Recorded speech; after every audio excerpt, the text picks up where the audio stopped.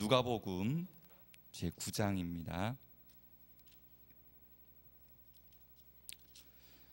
신약 성경 107페이지쯤 되겠습니다. 누가복음 9장 43절, 44절, 45절입니다.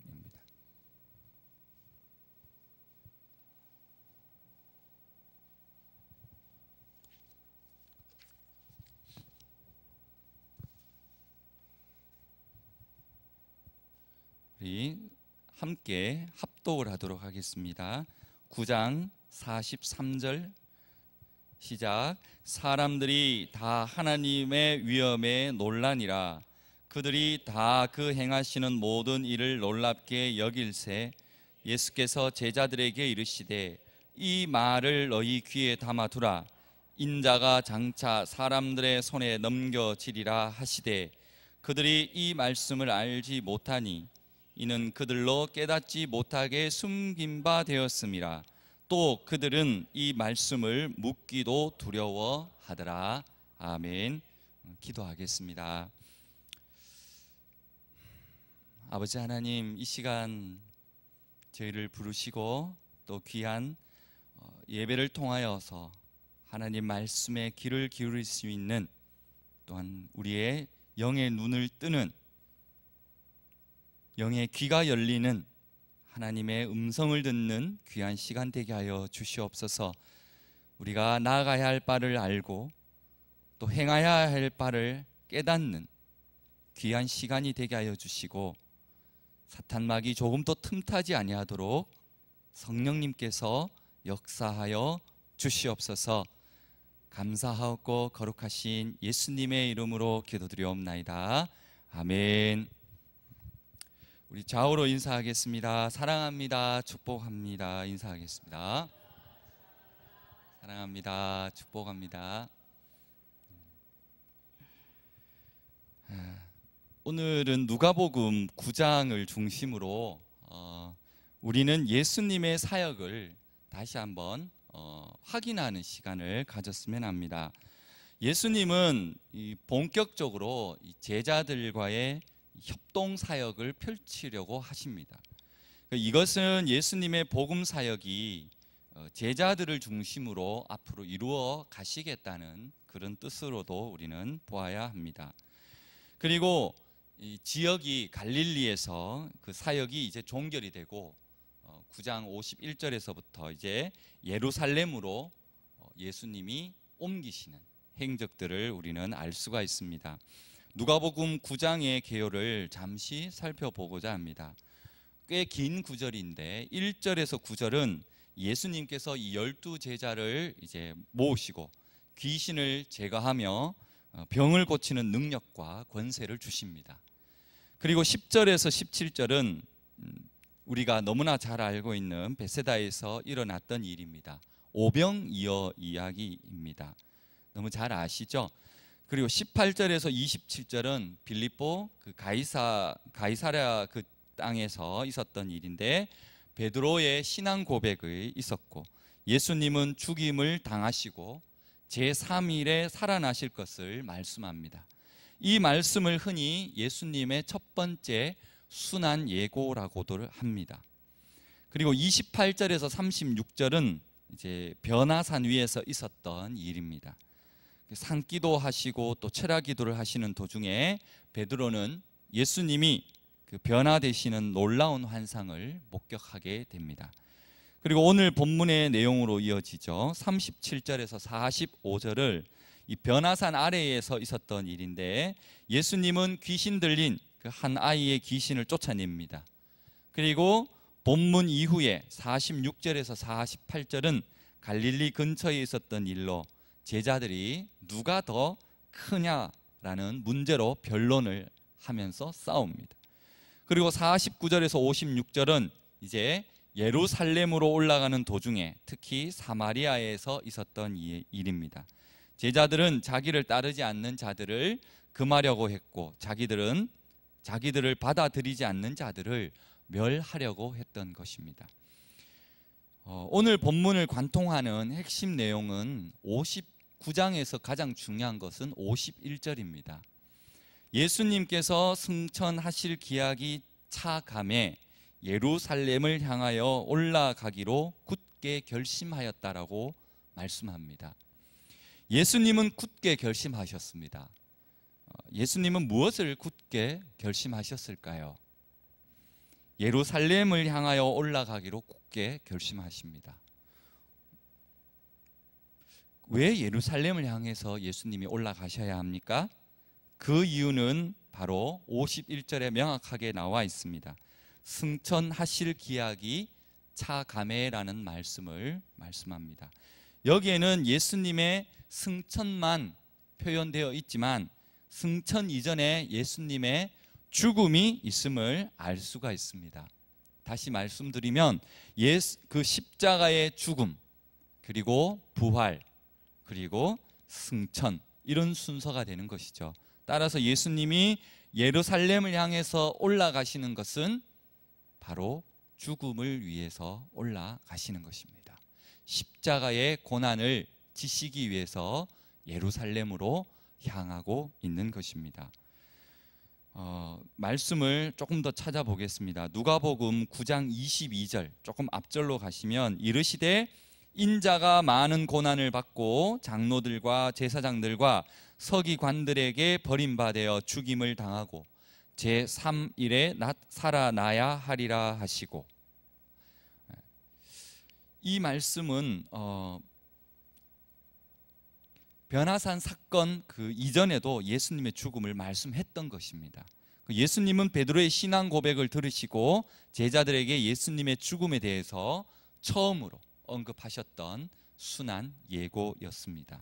그리고 누가복음 9장 31절, 영광 중에 나타나서 장차 예수님께서 예루살렘에서 별세하실 것을 말할세라고 말씀하셨죠. 이것 또한 오늘 본문 바로 앞에 있는 변화산 사건에서도 예수님의 죽음을 언급하셨습니다. 또 있습니다. 본문 44절이죠. 이 말을 너희 귀에 담아두라. 인자가 장차 사람들의 손에 넘겨지리라 하시되. 그렇습니다. 예수님은 십자가에 죽으시기 위해서 아까 말했지만 예루살렘으로 올라가시겠다라고 굳게 결심하셨습니다. 그러니까 굳게 결심하신 예수님의 그 모습 속에서 우리는 죽음을 불사하는 예수님의 비장한 각오, 그리고 다짐, 그리고 결단을 우리는 살펴보아야 할 것입니다. 예수님은 이렇게 십자가에 죽으시기 위해서 비장한 각오를 하셨습니다. 그런데 그에 반해서 예수님을 따르던 제자들의 마음은 어떠했을까요? 그것이 바로 오늘의 주제가 됩니다. 오늘 본문은 예수님께서 예수님에게 초점을 맞춘다면 9장 51절이 초점이 되겠지만, 핵심 구절이 되겠지만, 그러나 조금 시각을 바꿔서 제자들에게 초점을 맞춘다면 바로 본문 저희가 읽었던 45절이 핵심 구절이 됩니다. 그들은 이 말씀을 알지 못하니 이는 그들로 깨닫지 못하게 숨긴 바 되었음이라. 또 그들은 이 말씀을 묻기도 두려워하더라 라고 기록되어 있습니다. 예수님의 제자들이 예수님과 함께 하면서도 두려워하였다라고 말씀합니다. 사람들이 두려워하는 것은 무엇이겠습니까? 또 사람들은 왜 두려워할까요? 일반적으로 사람들은 내용을 잘 알지 못할 때 두려워합니다. 요즘 KBS에 가끔 보면 전설의 고향이 계속 재방송이 되더라고요. 옛날에 제가 어릴 때도 전설의 고향이 아주 nap양 특집, 꼭 여름만 되면 머리를 풀어 헤치고 피를 흘리며 귀신이 나타나는 그 드라마가 바로 전설의 고향이죠. 그때는 정말 무서웠습니다. 근데 지금 다시 전설의 고향을 보니까 뻔한 내용이 이제 되더라고요. 조금 더 이렇게 막 무섭게 하는데도 불구하고 두렵고 무섭고 그렇지 않더라고요. 왜냐하면 이미 어느 정도 우리는 내용을 알고 있기 때문에 이 순간에 뭐가 나타날 것인가 다 알기 때문에 별로 무섭게 느껴지지 않더라는 겁니다. 즉 실체를 알고 나면 두려움이 사라지지만 그것을 알기 전까지는 모두 두려운 것입니다. 본문에서도 제자들은 예수님이 그 자신의 고난과 죽음을 예언하시는 그 말씀을 듣고 제자들은 두려워했다라고 합니다. 그 제자들이 두려워한 예수님의 그 순한 예고는 정말 두려운 내용인지를 오늘 말씀을 통해서 나누어 볼까 합니다. 먼저 첫 번째로 영적인 문제를 살펴보려고 합니다. 제자들은 영적으로 무능했습니다. 본문 37절에서 45절의 내용을 보시면 제자들은 이 귀신을 쫓아내지 못할 정도로 무능했습니다. 예수님은 베드로와 야고보와 요한과 함께 이 변화산에서 내려오셨을 때 산 아래에 있는 9명의 제자들이 귀신 들린 아이와 실랑이를 벌이고 있었습니다. 그들은 밤새도록 귀신을 쫓아내려고 했지만 결국 쫓아내지 못했습니다. 귀신 들린 아이는 괴성을 지르고 그리고 경련을 일으키고 거품을 흘리고 몸을 상하게 하고 발작을 하는데도 불구하고 제자들은 아무런 전혀 손을 쓸 수 없는 속수무책이었습니다. 귀신이 제자들 앞에서 오히려 기고만장했습니다. 많은 사람들이 지켜보는 상황에서 제자들은 부끄러움을 당했습니다. 사도행전 19장에 가면 이와 비슷한 유사한 사건이 기록되어 있습니다. 바울의 축사 사역을 이렇게 기록한 내용이 있는데 유대의 한 제사장이었던 스게와라는 그 7 아들들이 이 시험 삼아서 축사 사역을 모방했습니다. 그런데 그 악기가 이렇게 말합니다. 내가 예수도 알고 바울도 알거니와 너희는 누구냐 하면서 그들을 덮치게 됩니다. 스게아와의 그 7 아들들은 귀신을 쫓아내기는커녕 오히려 귀신에게 혼쭐이 나서 도망가기 바빴습니다. 귀신을 쫓아내는 축사 사역은 영적 싸움입니다. 영적 싸움에서 승리하는 비결은 무엇일까요? 3가지를 말씀드리겠습니다. 41절에 보시면 먼저 우리는 믿음이 있어야 합니다. 예수님은 제자들을 향해서 탄식하시면서 이렇게 말씀합니다. 믿음이 없고 패역한 세대여 내가 얼마나 너희와 함께 있으며 너희를 참으리요. 예수님은 믿음의 문제를 거론하시는데 이와 비슷한 이야기가 마태복음에도 있습니다. 마태복음 17장 19절에서 20절에 보면 예수님과 제자들이 대화하는 내용이 나옵니다. 예수님께 제자들이 조용히 질문을 합니다. 우리는 어찌하여 쫓아내지 못합니까? 예수님은 제자들의 이 질문에 대답을 하시죠. 너희 믿음이 작은 까닭이라. 진실로 너희에게 이르노니 만일 너희에게 믿음이 겨자씨 한 알만큼만 있어도 이 산을 명하여 여기서 저기로 옮겨지리라 하면 옮겨질 것이요 또 너희가 못할 것이 없느니라라고 책망을 하셨습니다. 제자들은 예수님의 십자가를 믿지 못했습니다. 예수님이 십자가에서 고난받고 죽으셔야 한다는 그 말씀을 받아들일 수 없었던 것이죠. 예수님을 믿고 예수님의 말씀을 믿는 바로 믿음이 있어야 하는 것입니다. 2번째는 성령의 능력을 힘입어야 합니다. 에베소서 6장 12절에 이렇게 기록되어 있습니다. 우리의 씨름은 혈과 육을 상대하는 것이 아니요 통치자들과 권세자들과 이 어둠의 세상 주관자들과 하늘에 있는 악의 영들을 상대함이라. 무슨 말입니까? 영적 싸움은 혈과 육을 가진 사람과의 싸움이 아니라는 겁니다. 사람과의 싸움이라면 육신의 힘이 중요하겠죠. 힘이 강한 사람이 이기겠죠. 그러나 영적 싸움은 바로 마귀와 귀신들과의 싸움이기 때문에 육신의 힘이 아니라 성령의 능력으로 우리는 무장해야 합니다.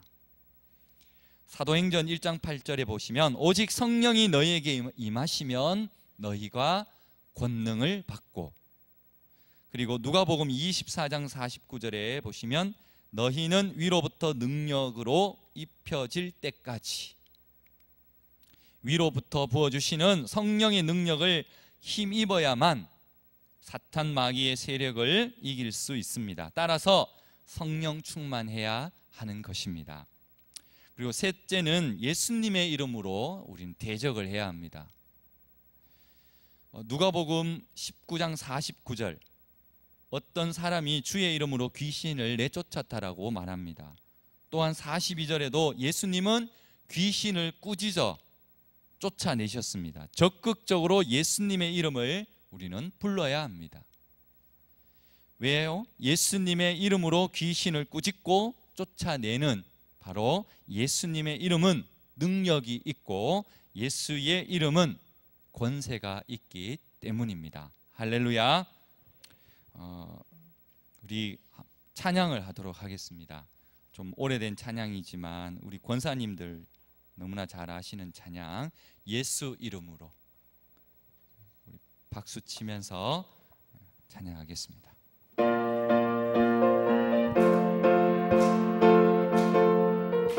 예수 이름으로, 예수 이름으로, 예수 이름으로 승리를 얻겠네. 예수 이름으로, 예수 이름으로 승리를 얻었네. 예수 이름으로 나아갈 때 우리 앞에 누가 서리요. 예수 이름으로 나아갈 때 승리를 얻어. 예수님을 따라, 예수님을 따라, 예수님을 따라 어디든 가리라. 예수님을 따라, 예수님을 따라 언제나 살리라.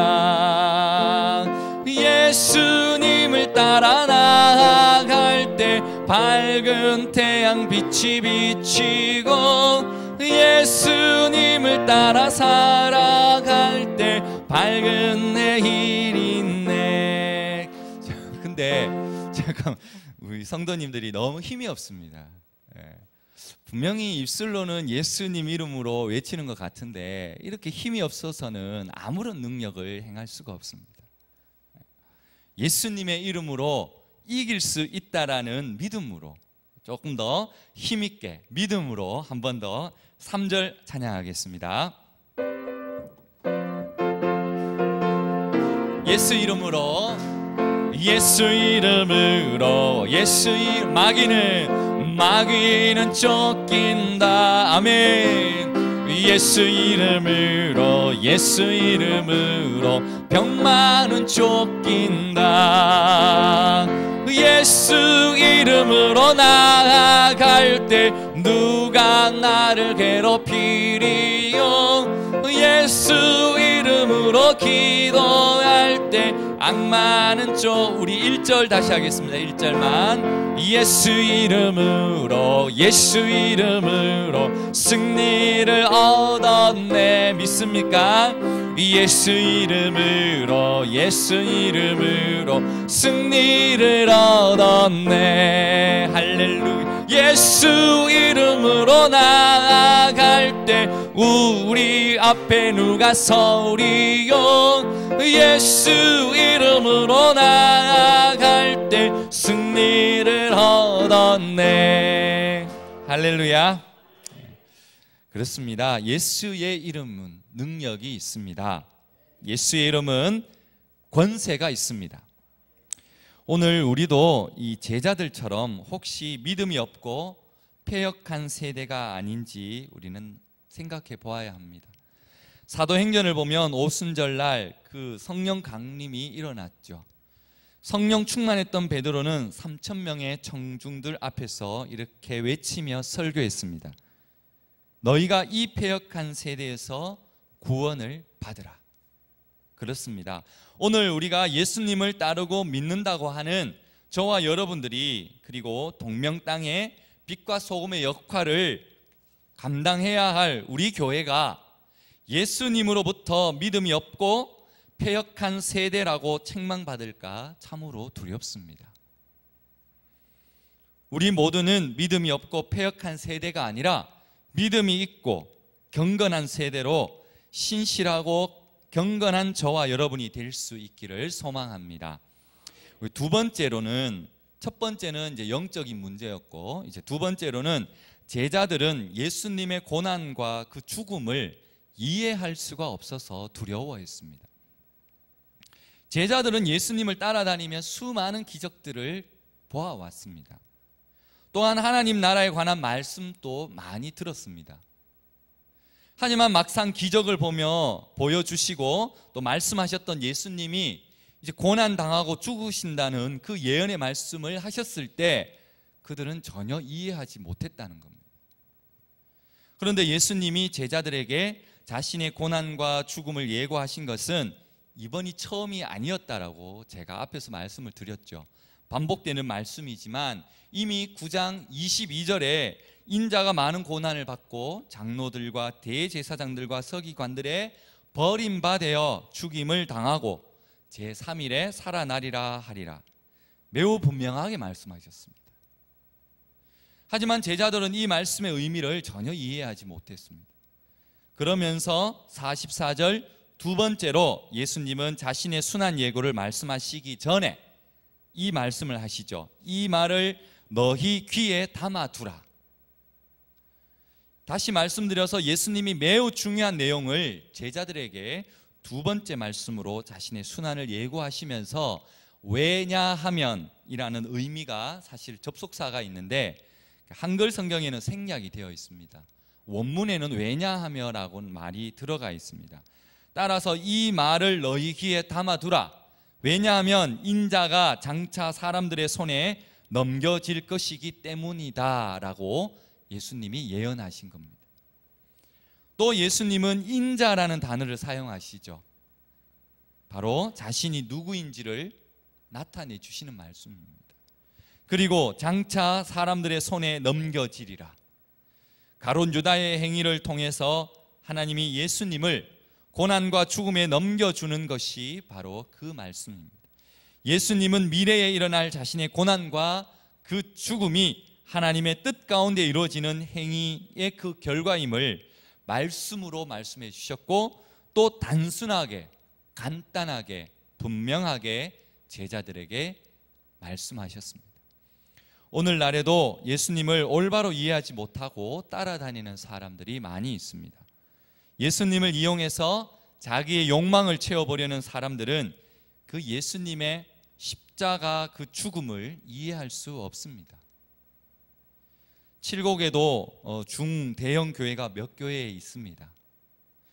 그런 교회에 가보면 자신의 사업을 빌미로 해가지고 직업적으로 등록하는 교인들이 있습니다. 대부분 영업이 생명인 그 보험이나 아니면 뭐 다단계 같은 인맥 관리를 소중하게 생각하기 때문이죠. 물론 처음부터 자신의 욕망을 드러내놓고 있지 않지만 점차 시간이 지나면서 자신의 그 이익을 계산하는 영업 전략을 드러내 보이기 마련입니다. 그리고 선거철이 되면 누가 찾아옵니까? 정치하시는 분들이 교회에 등록하고 인사를 하고 눈도장을 찍습니다. 물론 신실한 그리스도인으로 정치나 또 사업에 열심히 하시는 분도 많이 계십니다.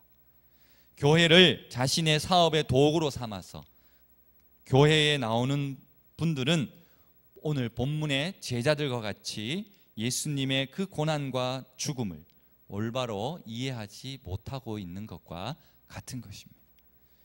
예수님의 고난과 죽음을 올바로 이해하지 못하고 예수님을 따라가는 그리스도인에게 제자들과 같은 어리석음을 우리는 발견해야 합니다.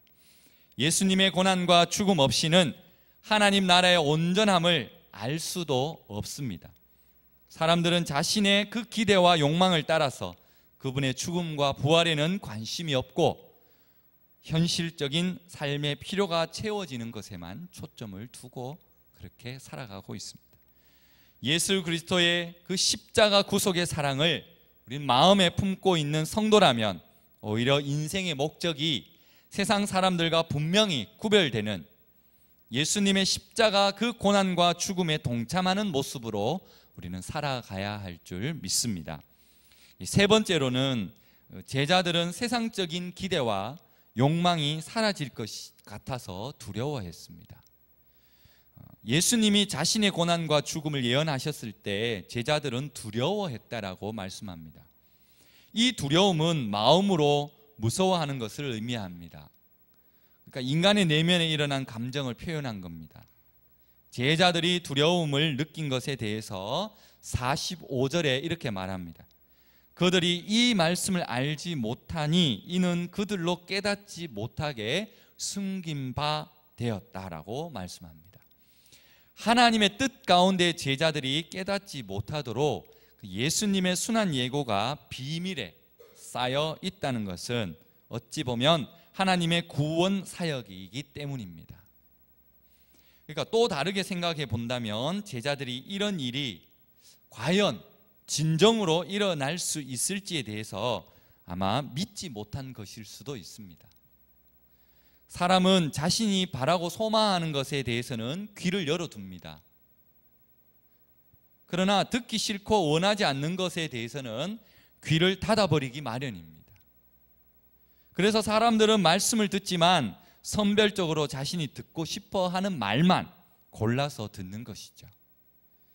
제자들의 관심은 자신들의 주인이요 그리고 스승이었던 예수님이 장차 하나님 나라를 위해 어떤 일을 하실지 그것보다도 예수님이 영광을 얻은 후에 자신들에게 돌아오는 현실적이고 그리고 물질적인 것에 더 관심이 많았습니다. 그래서 그 다음 절에 어떤 일이 일어났습니까? 누가 더 큰가 하면서 제자들끼리 싸웠다는 거죠. 하지만 분명한 것은 예수님이 제자들에게 2번이나 동일하게 자신의 순한 예고를 말씀하셨기 때문에 쉽게 알아들을 수 있었지만 그들은 들은 것을 무시한 것입니다.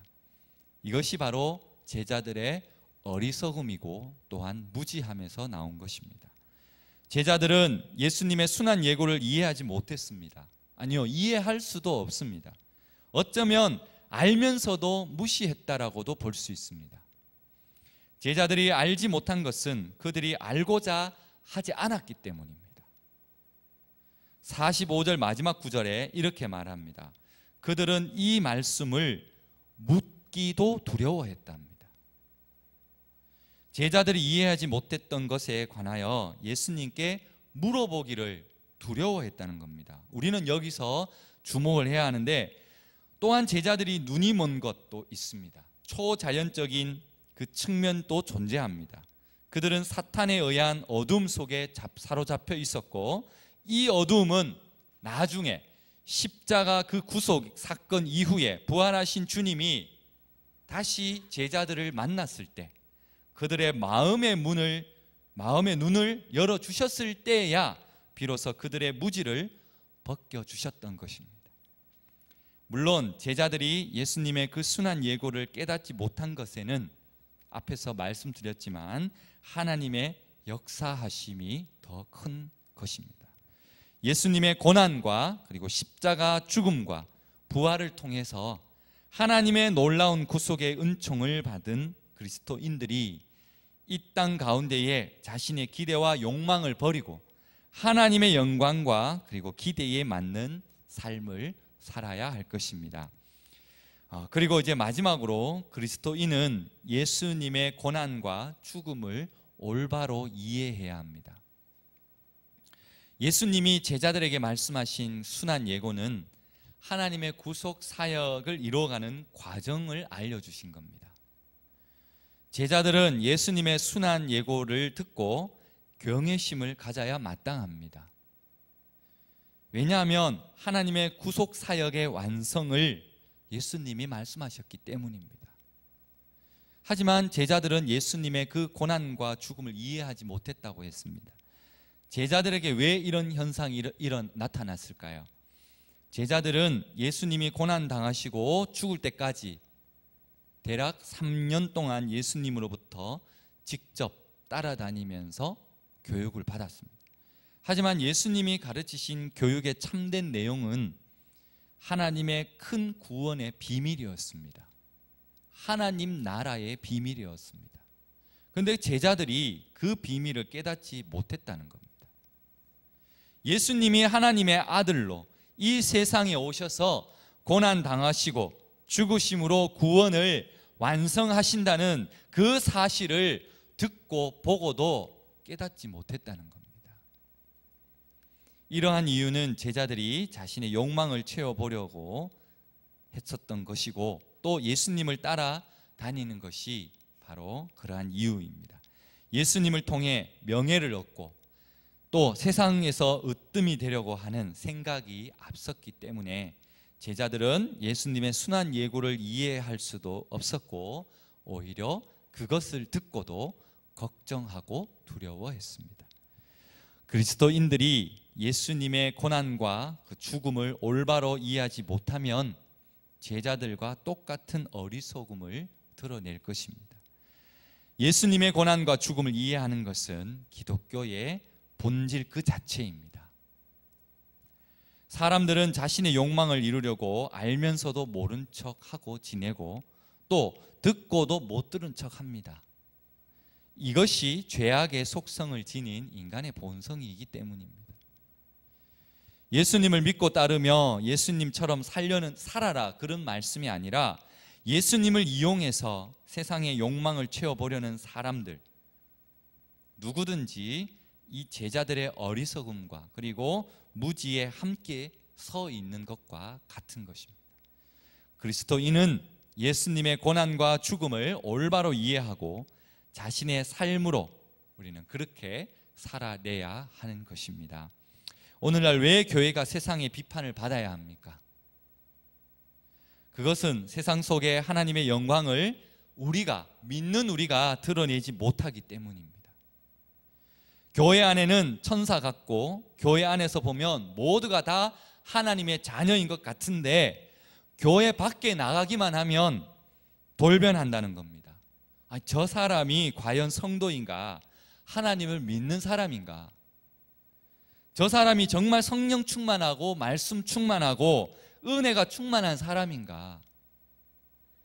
그렇게 바라볼 만큼 세상 속에서 하나님의 영광을 우리가 믿는 자가 드러내지 못한 삶을 살아가고 있기 때문에 이와 같은 일들이 일어나고 있는 것입니다.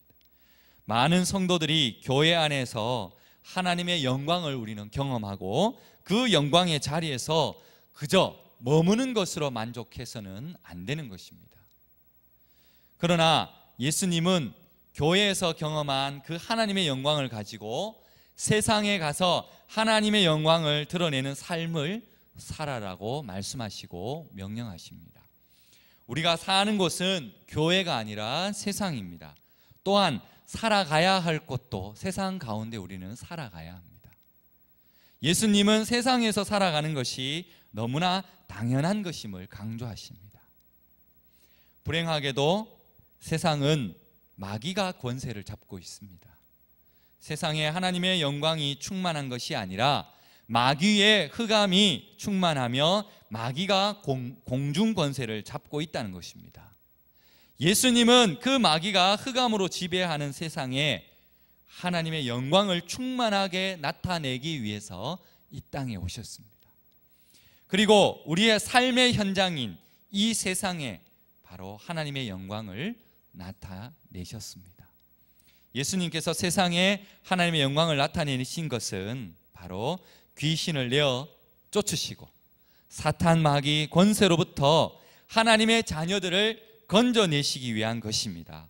우리의 삶의 영역에 바로 사탄 마귀의 권세로부터 자유로워질 때 하나님의 영광이 임할 것을 믿습니다. 불행하게도 많은 사람들은 자신들이 그 사탄의 권세 아래 놓여 있다는 것을 잘 알지 못하고 살아갑니다. 예수님은 이렇게 사탄의 권세에 묶여 있는 사람들을 풀어주셔서 자유롭게 하시고 하나님의 영광 가운데 살게 하기 위해서 이 땅 가운데 오셨다라고 말씀하셨습니다. 예수님은 세상에 하나님의 영광을 나타내는 일을 행하시고 또한 가르쳐 주셨고 그리고 하늘에 승천하셨습니다. 그럼 이제는 어떻게 해야 합니까? 이제 세상 속에서 예수님께서 하신 일을 대신 할 사람은 바로 저와 여러분인 것입니다. 예수님은 우리를 통하여서 이 세상에 하나님의 영광을 충만하게 드러내시기를 원하시고, 또한 저와 여러분을 통해서 이 세상에 하나님의 영광이 충만하게 드러나게 되기를 원하셔서 우리를 그 일 가운데 일꾼으로 바로 삼아 주셨다는 것입니다. 사랑하는 성도 여러분, 교회에서 은혜를 받고 또 성령 충만함을 받고 또 성령의 각양 은사를 경험하고 놀라운 영적인 체험은 아주 중요합니다. 하지만 받은 것으로 끝나면 이러한 모든 것들이 아무런 유익이 되지 않습니다. 교회에서 받은 바 하나님의 영광을 가지고 우리는 세상에 나아가서 우리가 살아가야 하는 그 삶의 현장을 하나님의 영광이 충만한 세상으로 만들어가는 것이 더 중요한 것입니다. 우리에게 있는 하나님의 영광을 세상에 드러내므로 하나님의 영광과 축복이 온 세상에 임하게 될 줄 믿습니다. 먼저 우리들 자신이 그 삶의 영역을 지배하려는 그 사탄의 어둠을 예수 그리스도의 이름으로 물리치시고 하나님의 영광이 지배하는 그 영역으로 바꾸어가는 역사가 일어나기를 소망합니다. 귀신이 물러가고 질병이 떠나가고 치료되고 기적이 일어나고 그리고 얽매인 문제가 해결되는 것이 바로 사탄의 권세에서 해방되는 것이고 하나님의 영광이 임한다는 것이 바로 우리에게 증거가 되는 것입니다. 성령 충만함을 받음으로 먼저 우리의 자신의 영혼에 하나님의 영광이 임하시고 예수 그리스도의 이름으로 우리의 각자의 삶의 영역에 하나님의 영광이 임하고 점점 더 확대되어서 우리가 사는 세상 속에서도 하나님의 영광이 충만하게 임하는 역사가 일어나기를 소망합니다. 기도하겠습니다.